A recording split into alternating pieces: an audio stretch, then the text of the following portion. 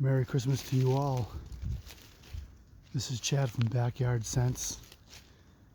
It's December 26th, the day after Christmas. And unfortunately we had all that rain and washed away all the snow.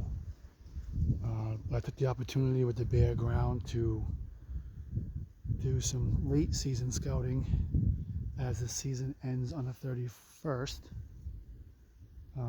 To do some scouting off of the areas that I already hunt to connect the pieces.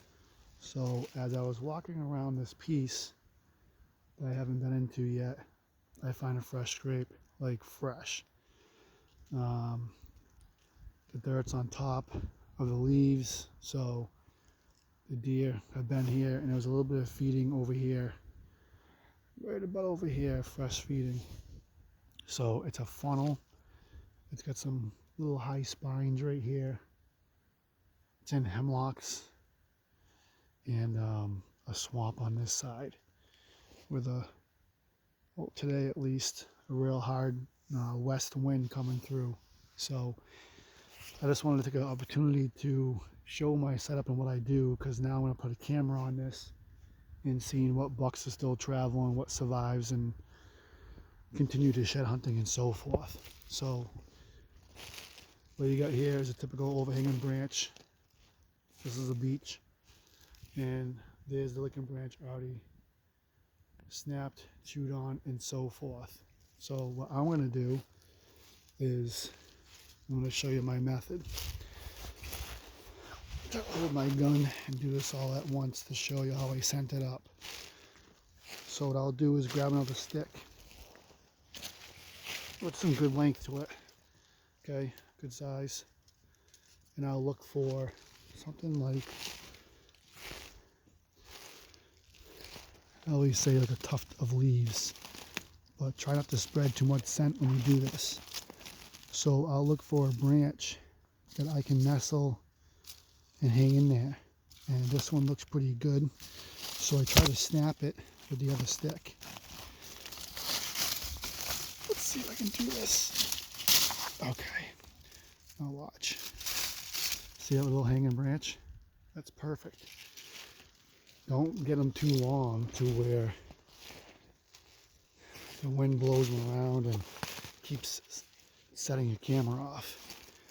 But I know I have a lot of people ask about this whole thing, and then now what you have is you set this up over. This is the difficult part. You want to nestle it in there so that when the deer start chewing and hitting it,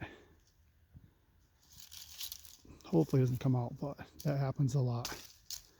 So I got it tucked in there good, right? Scrapes right above there. Now I just created another natural scent wick. So I'll come up. My bottles are worn. I'll take the doe. This says pre-season, but it's not. Doe licking branch. I'll come up. Straight out.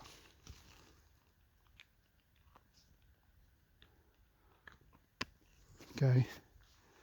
Now I got doe on it. You can smell that already going to the wind. Take the buck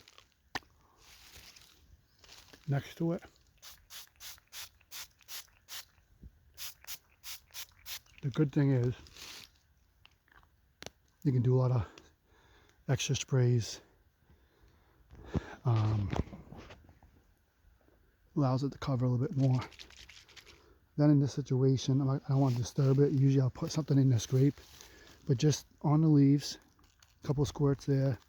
Okay, that's the buck scrape. And the stuff that I'm still using right now is actually like just regular season. All right, both sides. Okay, now that it's scented up, this is ready to go. The camera's behind me. That's how I will either make a mock scrape. You just didn't see the part with the scrape, but that's how I scent up a natural scrape, not touching anything with your hands.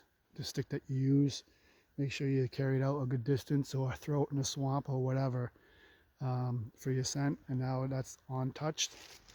And as you see, I pull from the side here, that's your licking branch. Never too late. I got bucks still hitting scrapes, open them up in the snow. So backyard scents all the way to the end. Good luck to you all. Be safe.